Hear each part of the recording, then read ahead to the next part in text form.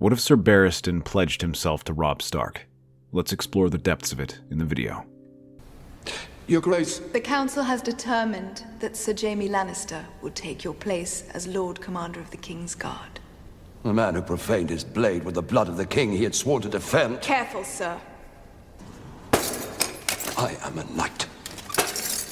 I shall die a knight.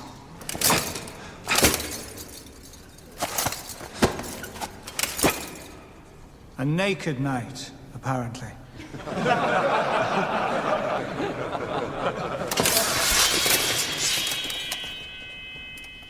Even now I could cut through the five of you like carving a cake. Here, boy. Melt it down and add it to the others. Ser Barristan strides out of the hall, his head held high but his mind troubled. Though he speaks boldly, he knows he is in a difficult position. He is now a knight without a lord to serve. Worse, one who had just made an enemy of the king. The Lord Commander of the Kingsguard had seen Joffrey grow up and knew what kind of boy he was. Not the type who takes insults lying down, much less than his mother. His fears are proven true when a group of gold cloaks moves to arrest him, yet their mistake is assuming he is helpless without his sword. Though unarmored and unarmed, he managed to cut down 2 with his dagger and ride down a 3rd before they could shut the gates. As he leaves the city, the old knight considers his options. He knows that there will be war. He can smell it in the air. Joffrey's rise will not be accepted by all, least of all the Starks. A pang of guilt hits him in the chest, worse than any blow the Lannister men managed to land. Ned Stark was not as fortunate as he was. He is still rotting in a dungeon in the Red Keep, and for what? Carrying out the king's commands. He had read it himself. He recognized Robert's handwriting. Though they claimed the king was delirious, his words spoke otherwise. The penmanship was clean, not made by a man who could hardly hold a quill. The king knew what he was signing off on. And yet, what do his words matter now? The king is dead, and another has taken his place. To that, he wonders where he fits into this new regime, and as he thinks, he steers his horse to the Riverlands, where he hears the Northmen are marching. The journey is difficult, as he soon learns that the Lannisters are also there in strength. Their patrols fill the main roads and towns, while brigands are prowling the forests, looking for someone to rob. The old knight sheds his armor and grows his beard, hoping to disguise himself. While he could blend in with the flow of refugees marching along the King's Road, he is going in the wrong direction, towards the fight. It takes weeks of travel and more close calls than he dared to count, but at least he arrives in the River Run, where he is greeted by surprising news. He had expected a long, hard-fought battle for control of the region, but in a matter of weeks, the young Stark lord had managed to completely reverse the tide, smashing the Westerland army besieging River Run and bottling Tywin Lannister up. By the time he arrives, he sees the blue trout of House Tully flapping defiantly along the battlements. Beside it is the direwolf of the Starks. When he makes his way inside, he finds the great hall filled with Northmen and river lords. He had fought against and alongside many of these men, but the one who gets his attention is Robb Stark, who sits atop the seat with a crown atop his head. He looks more like a king than Joffrey ever did. All the men turn to face him when he arrives, including Robb Stark, who beckons him to speak his business. I come to offer condolences, Your Grace, for the death of Ned Stark. I heard of his execution while traveling here. Words cannot express my grief for it. There has never been a man less deserving of the fate that had befallen him. But he does not receive a warm reception. There are no murmurs of agreement or chants for Ned's name. The room remains silent as the Northmen regard him warily, distrustfully. And whose condolences are you giving? Yours or the Lannisters? I speak for no man but myself, Your Grace. I am no longer in the service of the Iron Throne. The Lannisters have seen fit to dismiss me from service. That is why I am here now, to offer my services to you as a knight. I wish to aid you in your cause for the sake of Ned Stark, who had served the realm faithfully and dutifully. And yet he died, Ser Barristan. Executed as a traitor. They say that you were there when he was betrayed. I was. But I swear I had not raised a blade against him. Neither did you raise it in his defense. They call you Ser Barristan the Bold, yet there was nothing bold about you then. Your Grace, please. You know of my skill with a blade. Surely you can see how I might help you in this cause. I admit I failed Ned Stark, but that is why I serve you now as your knight. Aye, this is not a hall for cravens. You'd be lucky to work as a stable hand here. The great John speaks truly. I have heard of your skill with the blade, but that is meaningless if you are unwilling to draw it. If you truly see me fit to care for your house, then I shall be honored to take that responsibility. No. The hall goes silent as Edmure steps forward. He now approaches the center of the room and places a hand on the knight's shoulder. All eyes are on him as they listen to what he has to say. I agree with all of you that Ser Barristan has done House Stark a great wrong, but I also know him as a man of principle and honor. I am certain he will do everything he can to redeem himself. More importantly, his name still echoes through the Seven Kingdoms. That reputation gives legitimacy to your cause. Do not simply consider what he has done, Your Grace. Consider what he may do for you now. Very well. Ser Barristan, I shall be glad to take you under my service. Thank you, Your Grace. I will not let you down. The old knight bends the knee and lays his captured longsword at his feet, declaring him king in the north. With that, the meeting is adjourned, and the Northmen leave. Robb's decision is enough to pacify some like Great John, Jason Mallister, and Galbert Glover. Others are more suspicious, like Rickard Karstark and Jonas Bracken, but only Catelyn stops to speak with him. I hope you understand this, Ser Barristan. My son's life matters far more than your honor. With that, she leaves. Robb remains only to inform him of their current situation. They had defeated Jaime Lannister and captured him in the Whispering Woods. However, Tywin Lannister remains at large, and worst of all, the two Baratheon brothers have both crowned themselves. In the meantime, their focus is on securing the Riverlands from the remaining Lannisters. Many Riverlords are already departing to do this, and Ser Barristan is tasked with helping them.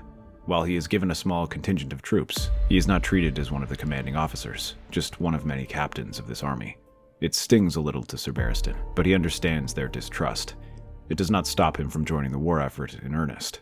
With Tywin remaining in Harrenhal and Robb planning on marching west, Ser Barristan focuses on retaking the Riverland castles west of the Red Fork to ensure that Tywin cannot easily resupply his army. The old knight soon proves himself to be a great asset in the war. In Pink Maiden, he is the first man over the walls, leading the assault personally and slaying the Lannister captain in command. At Adarenta, he helps organize a night assault that aids Lord Norbert in reclaiming his seat, and he fights in a dozen skirmishes and lesser battles, helping clear roads, retake villages, and ambushing Lannister convoys aiming to support Tywin's war effort. As he wins these victories, the North is sure to capitalize on these efforts. While Lord Bolton is off commanding the host to the east, he sees the potential here and has the Freys spread tales of Ser Barristan's heroism while serving Robb Stark. They hire singers and murmurs to talk about the glory he has won, to craft songs and performances, and that display his bravery. In the Riverlands, they serve as a sign of hope, knowing that one of the greatest knights is fighting for them. But they also go beyond. He has these singers travel to the Crownlands, Stormlands, and Reach, where the houses remain away from the fighting. Though none of the men there have ever entered the war, older lords recall fighting alongside the old knight, while young fighters dream of the opportunity to fight with him now. They were not exaggerating when they said his name lends weight to Robb's cause. This isn't even just with his fighting skills. While he is embarrassed to admit his incitement during the arrest of Ned Stark, he reluctantly relays this information to Edmure, who uses it in his stories and songs. He admits that he had allowed Ned Stark to be arrested, but that it was his greatest regret. Joffrey dismissing him now looks even more foolish, as he looks like both a usurper and a madman for dismissing one of his greatest knights, who now serves his sworn foe. When he returns to Riverrun, he is greeted with cheers and celebrations from the villagers. He arrived without fanfare and unknown to the people, but now that they know one of the realm's greatest heroes is fighting alongside them, they rush out to greet him. Some thank him and offer words of kindness or even food to the soldiers fighting in the war. In Riverrun, even some of the lordlings there have warmed up to see him. They offer some thanks to him, which Ser Barristan accepts, but his mind is elsewhere. He waves them off and makes his way down to the dungeons to meet with Ser Jaime. The knight is chained to a wall in one of the dark cells, leaving him barely able to move around. But none of that breaks his spirit, as he chuckles. I wasn't expecting visitors today, much less you, Lord Commander. I am not the Lord Commander. Apparently the king saw fit to grant that title to you. Congratulations, I suppose. Try not to drive your sword into this king. I'll do my best, but it seems like this new king is a handful. I suppose that won't be a problem for you, Ser Barristan, now that you are here. Was it difficult being dismissed like that, after all those years of service? No, it wasn't. I watched Joffrey grow up.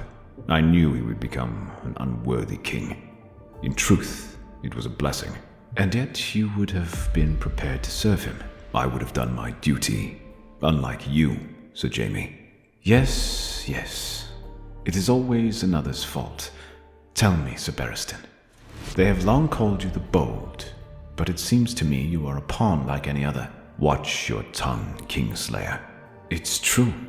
Always being moved around, doing what others tell you. Good or evil, you do it because you are commanded to. Call me the Kingslayer all you like, but know this. At least, at the end of the day, I acted based on what I believed was right. Now, if you have nothing more to discuss with me, I would like to rest. Barristan the Bold can only stare in shock as he is dismissed like this. But in truth, there is nothing he can do but dip his head and march back out to the main hall to await his next assignment. That assignment comes from Robb Stark directly before he departs for the Westerlands. Instead of joining his army to attack the Lannisters directly, Ser Barristan is to instead accompany Catelyn Stark south to appeal to Renly for aid. With the Reach and the Stormlands rallying to his side, he should have a massive army.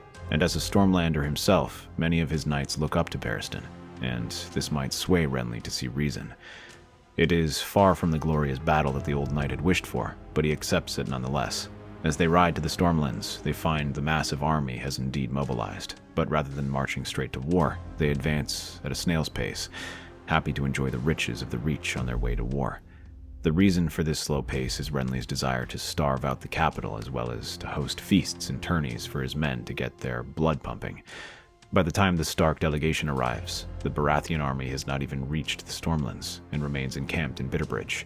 Yet when they arrive, the army is greeted with much fanfare, and that is thanks to Ser Barristan. Though he had not won any great victories in this war, his name still resounds across the Seven Kingdoms, and both young knights and older lordlings throw themselves to honor him. Ser Barristan himself accepts these in silence, but looks over at the crowd and rubs his chin. He is honestly surprised to see so many people rally to Renly's side, knowing that he is probably the weakest claim.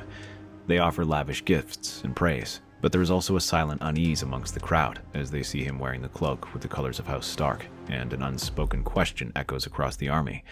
Why had he chosen to join the Starks and not his countrymen? The wonder only grows as Lady Catelyn reads out the terms of their alliance. If Renly agrees to grant the North and Riverlands independence, then they shall help him destroy the Lannisters and anyone else who challenges their rule. Additionally, they shall offer him tribute for a certain amount of time to compensate for the loss of these kingdoms. There is silence as Renly considers this offer, and then he begins laughing. Well, there is no doubt that the young wolf is bold with his actions, presenting me with terms like these. However, they are also unacceptable. When I crowned myself in Highgarden, I was proclaimed ruler of the Seven Kingdoms. Ruler of the Six Kingdoms does not have the same ring, does it? My son offers you a generous deal, Lord Renly. Need I remind you that though he promises aid in this war, in truth, he has been doing all the fighting, while you sit here feasting. He fights for his agenda, for his kingdom, not mine. Why would I count that a favor? Would you prefer to be king of nothing, your grace? Though you have placed a crown upon your head, that does not make you a king. There are rumors I have heard that Joffrey is not from Robert's loins. Yet, even if that were true, then Stannis shall be the true heir, and after him, Shireen. And all of that is assuming these are more than rumors. In which case, you are even further behind succession, and that you are just a usurper. A gasp ripples across the crowds. Many begin to mutter angrily. A few even shout at the old knight, calling him a liar and a fraud. Some of them even challenge him to say that with steel in his hands. Barristan says nothing, but casually lays a hand on his longsword, and the room goes silent once more. Renly continues to smile, but there is something else in his eyes. A challenge. We came here under a peace banner. We are not here to trade blows. And what do you call your king? Is he not a usurper as well? Not just me, but to Joffrey or Stannis or whoever you think should rule, perhaps. But I failed his father, and I owe it to avenge him. I fight for justice. For justice? Is that what the Lannisters give? I heard your testimony about what happened when they took over. Where is the justice in betraying Ned Stark? Where is the justice in slaughtering his men on the floor of the throne room and keeping his daughters prisoner? You were there, and you did nothing. And you weren't, Lord Renly. They say you fled in the dead of night, abandoning Lord Stark to his fate. If you cared so much for justice, Why did you not stand with him on that day? Because I knew what would happen if I stayed. I knew that it would have been my head on a pike if I remained. Besides, it is not as if I had any duty to protect Ned Stark. No. Are you not a knight, sir? Did we not take the same vows when we were anointed with the 7 oils? In the name of the warrior, we are charged to be brave. In the name of the father, we are charged to be just. In the name of the mother, we were charged to defend the young and innocent. Where was that then? And where is it now? All I see is a boy playing king, while a man a decade his junior risks everything on the battlefield. All I see are grasping old men and green boys who sit here enjoying the sounds of their own voices while refusing to take up arms and be true knights. With that, the room goes silent, and then something new crosses the men's face. Shame. Even amongst the Tyrells, they can hardly look at the old knight. Renly himself is speechless, unable to truly question what he says, and he can sense the shift in the air. His words have their effect, and they now begin negotiating. Truly negotiating with terms that are seriously considered. Renly offers to allow northern independence. It is a difficult pill to swallow, so he demands multiple concessions to make it easier. He doubles the tribute required of them, demands preferential treatment for trading rights, access to roads, and the North cannot expect aid during winter. All of these terms are accepted, and at last they can move forward. But rather than march to King's Landing, they soon find another threat, as Stannis suddenly appears and lays siege to Storm's End, forcing them to redirect their army to confront him. Clouds hang low over the sea, and seabirds wheel silently above the cliffs. Below them, Stannis Baratheon's camp sprawls across the rocky ground like a small gray beast, disciplined, silent, watchful. Banners of the crowned stag hang limp in the still air, and the low clink of armor echoes through the ranks. Catelyn Stark rides ahead, her hood drawn, her face unreadable. Beside her, Ser Barristan Selmy sits straight in his saddle, white cloak heavy with sea mist, eyes fixed on the ancient fortress ahead. He has not spoken since dawn. Renly soon joins them, laughing and showing up late. They are received without pomp. Davos Seaworth meets them at the edge of the camp, offering a nod and little else. He leads them through a maze of tents, past siege ladders and sharpened stakes, until they reach the king's command pavilion. Inside, Stannis Baratheon stands over a table strewn with maps and markers. His eyes, hard as flint, do not waver when they enter. His crown rests on a chair beside him, untouched. Lady Stark, Ser Barristan, brother, speak your purpose. The realm bleeds, your grace. Wolves and lions tear it apart while the people suffer. We come not as enemies, but to ask you to turn your strength against the true foe, the Lannisters. Robb Stark does not claim the Iron Throne. He claims only the North and the Riverlands, which were stolen from him. If we must be divided, let us not be at war. The boy calls himself king. That is war, and yet he calls for my aid. Your Grace, I once swore to your brother, and I served him faithfully. I do not come to contest your claim. I came to urge peace before this war devours what little honor remains. Stannis' stare sharpens. He folds his hands behind his back and takes a single step forward. Honor. Yes, that old tune. Ser Barristan Selmy, the bold knight, the perfect sword. They sing of your loyalty, of your duty, of how you stood silent while the Mad King burned men alive, of how you fought Robert, then served him while he drank and whored and let the lions take the realm in pieces. And now you kneel to a boy who would rip the realm apart in another way. Tell me, sir, do you serve the realm, or do you simply serve regret? I followed my vows. I obeyed my king. And where did that obedience lead? Smoke rising from the throne room. Lord Rickard Stark burned in his armor. To Brandon, strangled by a noose while the court watched. You were there, in white steel. Did you move? Did you speak? No. No. And now you speak of justice. You call the boy Stark king and march under his banner, knowing full well what that means. The end of the Seven Kingdoms. You once served to preserve this realm. Now you help dismantle it. I serve Robb Stark because I failed his father. I watched Eddard Stark die for telling the truth. I watched as the wolves were slaughtered while the realm closed its eyes. If I have done wrong, I do not ask for forgiveness, but I will not be idle again. Stannis circles the table slowly, then comes to a halt directly in front of him. His eyes are steady, his words like hammer blows. Then let me tell you a truth, Ser Barristan. You cannot build peace upon a grave, not when you helped dig it. Justice is doing what's right, not what men tell you is right. You serve the Lord of Light, or you serve Shadow. There is no third party. Here are my terms. You do not believe that Joffrey is a true king, whether by temperament or by blood. If that is the case, then you will see I have the best claim. I have the experience and the right. Support my claim, and I shall allow you to continue serving the Starks as my bannerman. As for you, Renly, pledge your swords to me, and I shall accept you as my heir. And here I thought Robb Stark was the daring one. You make all these grand claims of justice and restoration, but what do you have to actually enforce your will, brother? I have 4 times the men you have here, and 20 times when the rest of my army arrives. You might have the experience, but I have the swords. When you can answer me what might compel me to bend the knee to you, I will gladly do so. Davos offers a polite nod as he escorts them out. Outside, the sea wind bites harder than before. Barristan stops just beyond the tent, eyes on the gray stone of Storm's End rising like a tomb. You held your ground. I have stood in many courts. Some are ruled by madmen, some by drunkards, but never one so cold. Do you think he's right? That I'm too late to matter? He doesn't answer.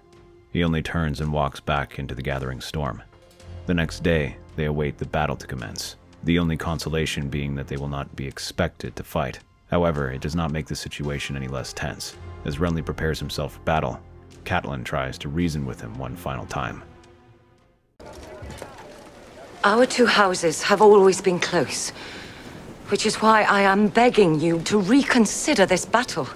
Negotiate a peace with your brothers. Negotiate with Stannis? You heard him out there. I'd have better luck debating the wind. Please bring my terms to your son. I believe we are natural allies. I hope he feels the same. Together, we could end this war in a fortnight.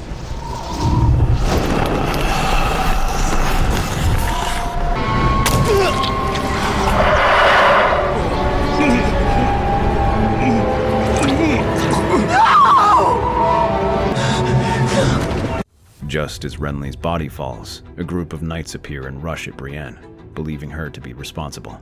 They call her a murderess and a traitor. The young woman draws her sword and defends herself, but she is slowly pushed back by the group of men. Ser Barristan watches all of this. A part of him wishes to take Lady Catelyn and escape while there is still a chance, but he glances towards the young woman, fighting through tears in her eyes against men who throw themselves blindly upon her. His feet remain planted where he is, and then he finds himself back in the Mad King's court, watching as Rickard Stark burns. Cursing, he rushes forward and pushes himself in between Brienne and the guards. In a few quick swings, he manages to disarm them and points his sword at them. Enough. We are not Lannisters who murder men without cause. If you believe this woman is guilty, let her stand trial. What is there to discuss? She wields the blade and stands atop his body. Then you have nothing to fear, sir, unless you are so confident that you believe you can challenge me and win. This takes some of the air from Loras' sail. Reluctantly, he orders that Brienne be clamped in irons and told to await trial. In the meantime, the rest of the army is in chaos. Having heard that Renly is dead, many lords cross over to Stannis immediately. Rather than slip into the camp, they gather their forces and secure the food stores and supplies, taking over the camp. Loras, Randall Tarley, and Lord Rowan gather whatever men they can, barely a fifth of their cavalry, and ride off. Once they're a good distance away, they hold the trial. What initially seems like a certain victory is now thrown into question. Though it may seem obvious, many questions arise. If Brienne wanted Renly dead, why bother helping him don his armor before killing him? More importantly, why do it when there were people in the room? Renly and Catelyn had agreed. They had no reason to want him dead. Then there is the matter of his death. The blade punctured his gorget like it was made of butter. Even the Mountain could not have done that unless he had a battle axe. While no one believes their claims that there was a shadow assassin, there is at least enough doubt that Brienne was responsible. But that does not matter now. Renly is gone, and so is most of their army. This leaves the Tyrells in limbo on what they should do. The old knight looks around at the camp, watching the soldiers all look at one another nervously, watching as they shake under their armor and their fear shows beneath their helmets. Most of them are so young and have not experienced the true pain of war. This chaos was their first true taste of it. As he passes one young knight, muttering a prayer, he places a hand on his shoulder. The answer is simple. Though the king has fallen, it does not mean our alliance has come to an end. The king has made a pact with us to grant us independence in exchange for our aid. I intend to honor that pact. Then who shall lead us with Renly gone? Who shall we place on the Iron Throne? I am not certain, but that is a question we may answer later, once we have the Iron Throne. In the meantime, we must not let this chaos divide us. Hearing those words, the men let out a ragged cheer. The Blackwater stinks of smoke and blood. Charred ships drift aimlessly in the bay. Some split in half, others sink by the stern, crewmen screaming as green fire still clings to their armor. Flaming corpses bob like driftwood in the surf, and above it all, the red light of Rolar's fires dance on the waves. On the ramparts of King's Landing, the gold cloaks are dead or dying as Dragonstone men rush the ramparts. The ladders are fixed on the wall and fighting back and forth, struggling against the Lannisters. The gatehouse lies in ruin, split open by rams, yet the gates are filled with the dead, a testament to the men who have given their lives to claim it. But one of those who remains standing is Stannis Baratheon, who strides through the breach, soot streaking his face. Behind him, horns blow desperately as the rest of his army clashes with the Lannisters. The fight was hard fought, as Ser Bryce Caron commands the army against Tywin. Their job is not to break the enemy lines, but to simply hold Tywin off. At several points, the Lannisters manage to break through, including a small column of 100 men under command of Ser Gregor, who manages to exploit a gap in their lines and rides to King's Landing. However, Stormlander bowmen pepper his troops with arrows, reducing their numbers until only half make it. These men are easy prey to the Baratheon assault forces in the city, who overwhelm them. With the gate taken, the gold cloaks begin to break through, throwing their weapons aside and abandoning the city. This leaves only a handful of Lannister men who are swiftly overwhelmed. By nightfall, the Red Keep belongs to Stannis. Joffrey is dead, slain in the throne room by a Baratheon soldier before the boy could flee. Cersei is dragged out of Maegor's holdfast, her face wild with grief and wine. Tommen is spared, but placed under guard. The Lion's reign ends in a whimper, not a roar. Seeing the banners fall, the Lannister army breaks. Tywin Lannister lies bleeding beneath his horse, somewhere in the mud on the battlefield. A flaming arrow had caught the beast in the eye, and in the chaos, the Lord of Casterly Rock had been thrown and trampled. His bannermen had rallied too late. The fire traps meant for Stannis had claimed them instead. News travels fast. When word reaches Highgarden, many Tyrell lords flinch, not just from Renly's death, but from the swiftness of Stannis' rise. But Barristan's steady hand keeps their will intact. He rides with Catelyn, speaking personally with the lords Tarly, Rowan, and others. Robb Stark, still deep in the Westerlands, agrees to pull back from his extended campaign. With Ser Edmure commanding Riverrun and the Tyrell forces recovering control Bitterbridge and the Mander, a plan is drawn. They march south, not to aid Stannis, but to starve him. Stannis stands atop the battlements of King's Landing, his face as stone as ever. Davos at his side, Melisandre in the shadows, murmuring of leeches and Kingsfire. Though he might have the city, it is on the brink of starvation. The Stormlands are not a fertile region and do not have enough food to sustain them for long. With the Riverlands and the Reach closed off to them, he must import food across the narrow sea, but that is unreliable and expensive. A black banner flutters in the distance, the direwolf of Stark. Behind it, the golden rose of Tyrell. Between them, the combined host numbers more than 40,000. The River Road is theirs. The King's Road is cut. The Reach cavalry has seized every bridge west of the city. The gold cloaks who survived bend the knee or are executed. They won't storm the walls. No. They'll wait. They'll let the city starve. We shall burn what they eat. Their army burns whatever they cannot take and digs in at King's Landing. With that, the siege has been on for over a month. Summer rains fall hot and heavy on the camps outside King's Landing, but no crops grow. The fields are barren, trampled by marching boots and hooves. Rot creeps in the trenches, and the smell of waste and unwashed flesh mingles with the stench of corpses tossed from the city walls. The Blackwater runs black with filth. Each day, the horn sounds at dawn. A sortie from the city, sometimes cavalry, sometimes foot. Always probing, always trying to shatter the encirclement. But Robb's lines hold. The Northerners and Reachmen have learned to fight as one, yet they suffer losses, many of them, as Stannis seems to have a sixth sense in finding weak points in their armies, and many men give their lives trying to keep the lines stable. However, they do not simply accept these attacks. Many assaults on the city are conducted by these men, aiming to break their lines and force the Baratheons to break. Siege towers are constructed and burned. Thousands of men rush forward with ladders to scale the walls that were captured before, and yet this time they face hardened veterans. Stannis even tries to raise a relief army, but that is crushed en route. By night, torches dot the hills like dying stars. Scouts report fires within the city shrinking, fewer guards on the wall. Hunger gnaws at the defenders. There are whispers now, people eating rats, dogs, even corpses. On the 64th day, a hole opens in the northern wall. Whether it's sabotage or collapse from months of siege is unclear, but it's the first break. Robb Stark calls for the charge. Steel rings, horns cry out, northern spears surge forward. The Reach Knights in glimmering plate beside them. Over the muddy slope they ride, storming the breach as Stannis' men rally desperately. Oil and fire rain down, but this time they do not break. Robb rides at the front, sword raised high, gray cloak soaked with rain and blood. Inside the camp, Ser Barristan rides out to organize reinforcements, his cloak now patched and signed, but something stops him. The air shifts, the torches dimmed, just as they had in Renly's tent. A black mist slithers across the ground, coiling like smoke that moves with thought. It slides through the enemy lines and cuts through anyone who notices it. Barristan's breath catches. His hand falls to his sword, but he knows steel is useless. He's seen this before, once. A memory slams into him. Rickard Stark screaming, flames climbing his armor, Brendan choking, eyes bulging as he tries to save him, and he had done nothing. Not again.